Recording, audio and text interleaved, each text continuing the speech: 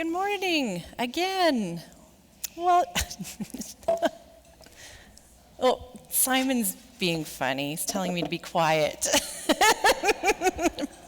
Yes, we're talking about silence today. So my first thought was I'll just get up here and we'll have like 10 minutes of silence and it'll be awkward and weird and you'll all be like, why do I come here? I'm not going to do that. I'll talk a little bit.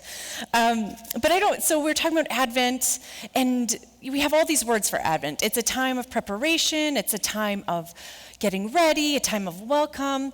It's a time of maybe stillness, of opening, and quiet. We say it's a time of quiet. And this almost seems like it's in direct conflict with like the noise and the lights and the buzz and the busyness of the season, of the Christmas season. So when I think of Advent, I think of candles and dark and quiet, and I think of beautiful things. I love Advent. But when I think of the Christmas season, I think of like mucky, crowded parking lots, and I think of Santas everywhere and plastic, red, shimmery stuff everywhere, and I think of marketing and Christmas songs in stores. I think of all the travel plans and the putting together of menus and get-togethers and all those things, which are not bad, but just really, really busy and kind of loud. So we have kind of this dual thing going on in this time of year. We have Advent, which is inviting us to get quiet, to prepare, to make some room in here. And then we have one of the kind of most busiest, most consumable times in our culture happening at the same time. So what Advent, I think, maybe does for us, or what it could offer to us, is that in this full and loud season, it offers us this opportunity to kind of be drawn back down into the quiet, kind of into a still place in our hearts. That's what it gives us. It gives us this opportunity throughout this whole month to just draw back down into this quiet space. There is a nun named Joan Chittister, and she wrote this: Advent enables us to consider again what is trying to be born in us again. A new desire for God, the hope in God's goodness, the signs of God all around us that we often overlook. That's what this church is all about, looking where God is, that we sometimes overlook. An awareness of God in strange places. Without Advent, we run the risk of missing Christmas too. And when I heard that this week, I started to maybe understand what Dietrich Bonhoeffer, a Lutheran pastor in Nazi Germany, he wrote this. He said, Advent creates people, new people.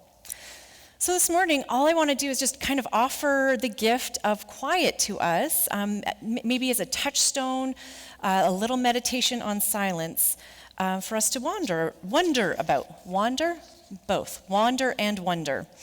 So I was writing this week, and I don't know if you get to this point. I sometimes get to this point where I'm trying to do something with my brain, I'm typing, and I just get to this wall, and I'm tired, and I stop thinking. It just doesn't work any longer. So I'm trying to do this thing when that happens. Instead of kind of getting mad at myself and pushing through, I'm just starting to put everything away, get up, and get out of my house, and get out of my head. So I thought, I'm going to go for a walk. And I live close to Fish Creek Park. Rich mentioned this last week. I talk about it a lot.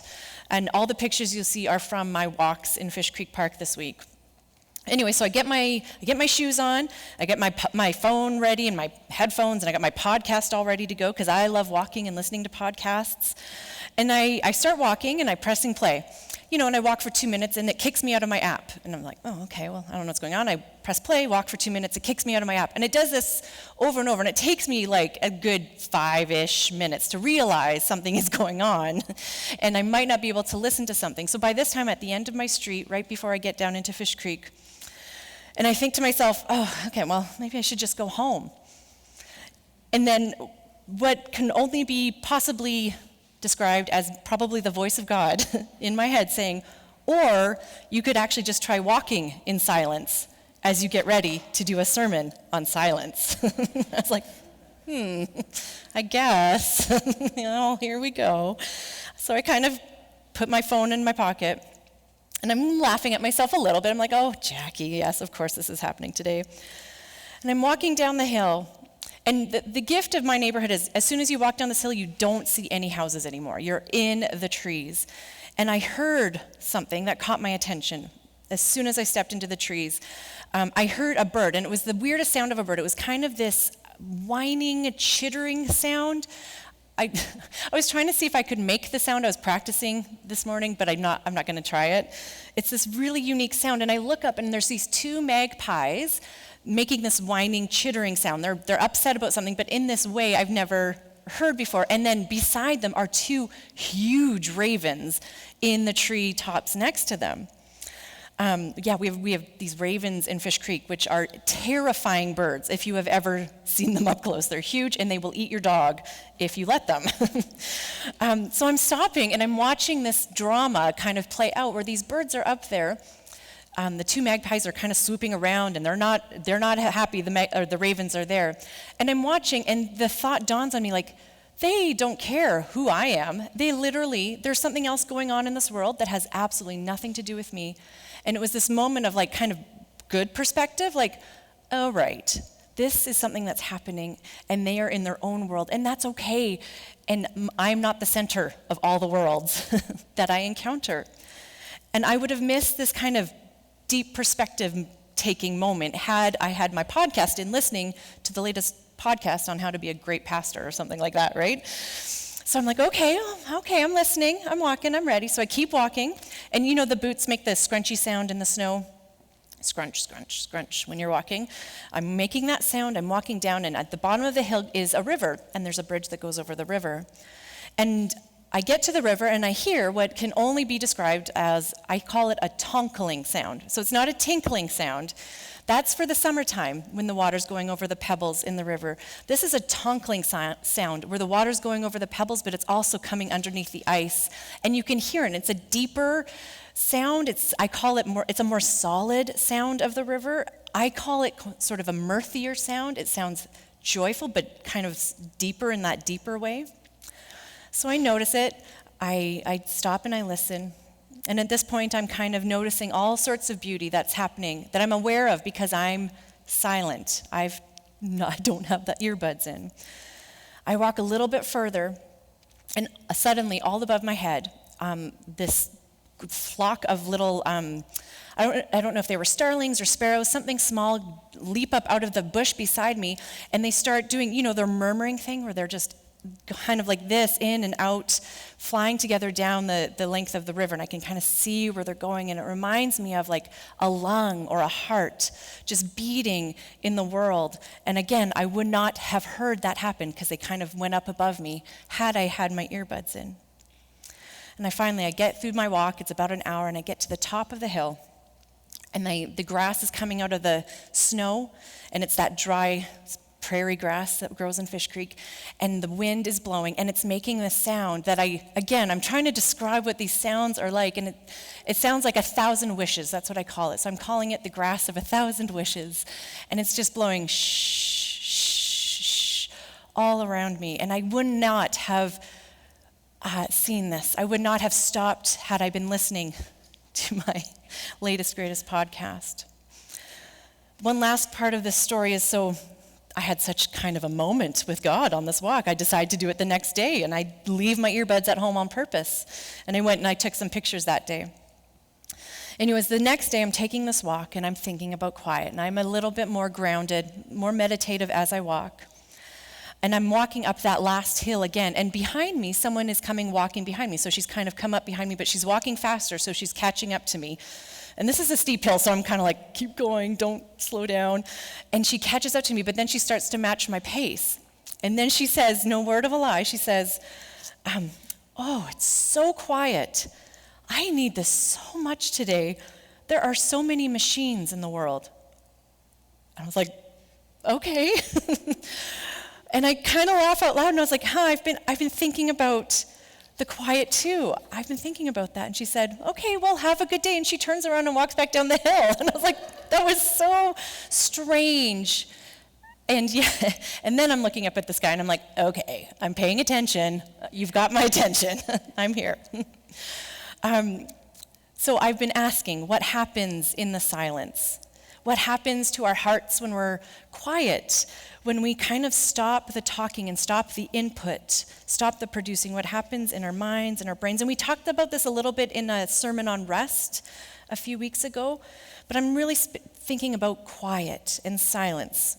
In our culture and in our time, what could God possibly trying to get our attention about silence? Now, I'm not an expert on what scientifically happens in our brain when we let it have a bit of silence, but I was reading a few articles and this week and kind of trying to pay attention. But what we generally know is that silence, kind of that intentionally getting quiet, brings parts of our brain together. So our brains are this incredible mass of reactions and stimuli. So if you put music on, your brain's going to hear it. It will automatically hear it. It has no choice. It will register the sound. If you put flickering lights in front of it, it's going to notice it, and all the stimuli is going into your brain, doing the work of making sense of it. If your brain is full up, it's going to be going in all those directions at all those times. And in silence, with the absence of that stimuli, there's kind of this room given for the brain to maybe do some other necessary work. So this writer I came across, his name's Nick Seaver. He, along with his wife, I guess they were living in New York City, both had jobs, both trying to have children. They weren't having children. They both got fired from their jobs. And they were like, well, now what do we do? And this opportunity came up for them to move to the Rocky Mountains in Colorado and do an 18-month silent research study. So they said, well, we have literally nothing else to lose. So they went and they were quiet. I don't know exactly what the day-to-day looked like. They must have been able to talk at times. But they were quiet, intentionally quiet for 18 months, and then they would have all these electrodes attached to them. The researchers were doing research on their brain, on their hearts, on their cells, on their regeneration, and all these things. What's going to happen when they are quiet and they are entering into that quiet? So all these things happen, and I'm sure all these scientific things happen, but what he talked about most was that the work of silence, what stood out to him was that it was just like this opening up. There was a spreading open, and it was like a snow globe. So I have a snow globe down there. You can come look at it after. A snow globe where you've shaken it all up, and in silence, there's just this opportunity for all the things in your life, all the things you're worried about and thinking about and having to do, they just get a chance to settle and kind of come together in the right spots and come together. They're doing some other research on mice, of course, but seeing how in silence, the brains can create more new cells in the hippocampus, which creates memory and all of these things. In silence, that happens. So my question for me this week and for us was, is there a healing that comes kind of in no other way? Is there other than in silence? Is there a reconciling or kind of a refastening of all these parts in my brain that happens, in my heart that happens when it's quiet? Maybe an integration. Something that can't be done by rational thought, can't be done by willpower or a checklist. Where kind of all these things that we try to do fall short. Is there something that silence just does that I long to be done in my heart and in my mind? Does it do the work of bringing together? And I think this makes sense, because then I went to my Bible, and the word for peace in the New Testament is this word irene, and it sometimes gets translated one, or rest, or peace, or quietness, but it's actually from the verb iro, I think I'm saying that right, which means to join or to tie together. So the dictionary, I put it up there, it means wholeness. When all the essential parts are joined together, that is peace. So our word peace in the New Testament, anytime you see the word peace, it's got this movement, this verb of bringing together, tying together, making whole. That is what creates peace. So it's so far from being this kind of like magic abstract word that just means no conflict. It is a verb that means being made whole. This makes sense to me because when I have peace with my neighbors, it means we are working together. We are being brought together. When I have peace in my family, when Brad and I have peace, it means we have been brought together. We have been working through something. We're getting there. The parts are all brought together, right? When we have peace in our hearts and in our brains, that silence is doing. It means we're being brought together. There's a time that all the disparate parts of us are being tied back together and brought into wholeness. And we talk about peace at Christmas, the peace of this incarnation, this baby coming, right? Rich was talking about this last week, the ultimate joining together of all the essential parts of God and man and heaven and earth and creation, all brought together in this baby, not to be severed again. And this is what I think Paul had in his mind when he's writing to his friends in Ephesus. And he wrote, for Christ himself is our peace, who has made the two groups one and has destroyed the barrier, the dividing wall of hostility. He did this by setting aside in his flesh the law with its commands and regulations. His purpose was to create in himself one new humanity out of the two, thus making peace. Peace is this tying together. It's the joining of parts. And maybe silence in this one part and one part of our lives is a way that healing can happen, start that process deep down in ourselves. And yet silence is very uncomfortable for us. It's uncomfortable for me. It took me 2 whole days of the Spirit literally elbowing me to get me to take those earbuds out, right? Silence is uncomfortable for us. There's this verse, maybe you've heard it in Isaiah. It says this is what the sovereign Lord, the Holy One says, in repentance and rest is your salvation, in quietness and trust is your strength. Isn't that a nice verse? But the actual verse goes like this. In repentance and rest is your salvation, in quietness and trust is your strength, but you would have none of it. So even 10,000 years ago, these Israelites would have none of it, none of this quietness, none of this trust. It's way too hard. Humans have a hard time getting quiet. There's a lot that's scary about getting quiet, I think, maybe uncomfortable. It's uncomfortable being alone with your own self. An artist that came through town, and a few of us saw him perform last month, named Scott Erickson, he wrote that silence can be scary because it makes us see how poor we are inside, really. There's lots of stuff that comes to the surface when there's no distraction. The reason we are so afraid of silence and solitude is because in these spaces we confront our interior poverty. Yep, we're faced with our inability to solve everything, to make everything better, to make everything happen. We're faced with the fact that we might not be able to have all the resources to fix it all, right? He writes, in prayer, we often participate with God through words and sentences and paragraphs composed with a desire to connect with the Creator of all things. Yet in a life of constant giving, our prayers seem parched from a deep dryness of self-emptying. To be silent, to be alone, is the very act of being drawn into instead of being drawn from. This is the move from activity to inactivity, that is to say, from doing to being. It is to allow the wellspring of life to fill all that must be deep for a life of giving. You can only give from what you have been given. Be still and let yourself be given. So we wait for peace in Advent. We wait in the quiet. And could it be that in the waiting and in the quiet, our longing is even answered? Yeah, the Creator, the Recreator is at work in our brains, in our neurons, in our cells, bringing things back together, helping us get that perspective. I love the song, the O Little Town of Bethlehem. That's why I asked for it to be sung. I love the line, the hopes and fears of all the years are met, they're brought together and they're met in this peace. Could it be that when we give up our penchant for trying to make everything perfect, silence is this actual practical way of letting God give us his own self and letting God give us our own self back. So I don't know what this Advent invitation is to us today. I don't know what it is to you. We all have different personalities. Some of us are naturally more silent. Some of us are naturally less silent. We all have different needs. We're all in different seasons, right? Some of us might be being asked to say more things, and some of us might be being asked to take a step back and just listen, right? But maybe there's an invitation to you this morning in your season with your God-designed personality. Maybe the circumstances of your life are trying to get you to pay attention, right? But you don't want to enter that silence because it might mean you have to pay attention to something that is and not just keep doing and doing and doing.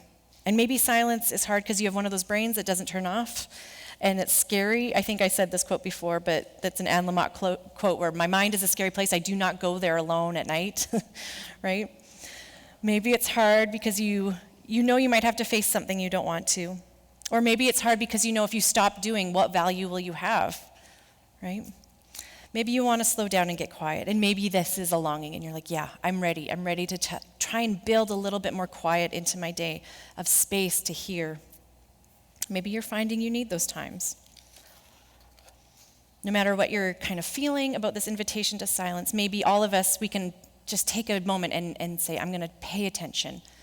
I'm going to listen a little bit more just to the world around me while I'm on the C train, while I'm walking to work, while I'm in the cubicle, just taking a moment to be silent and trusting that it's going to do what needs to be done. I think the glory of silence, the wonder of silence, is that it does what's needed to bring peace. It's both the symptom of peace. Well, if peace is present, there'll be a quietness, but it's also kind of this necessary catalyst ingredient to peace. There has to be some quiet in here for us to be able to be peaceful with each other. So I like the snow globe image. Remember, silence is needed. It creates that time and space without more input for things to kind of be put into the right place, to fall together and be joined. And if there's going to be peace in the world between humans, there has to be peace inside our own selves. And that peace in our own selves only has a shot when, like Jesus, we choose to kind of go into this quiet spaces with wide-eyed silence and just trust. So, Advent creates people, creates new people, and maybe in the quiet and in this unconsumable countercultural act of getting quiet, this less demanding, more observant thing we can do. Maybe we can be made new and be made getting ready for the baby that we are expecting, the promise of new life.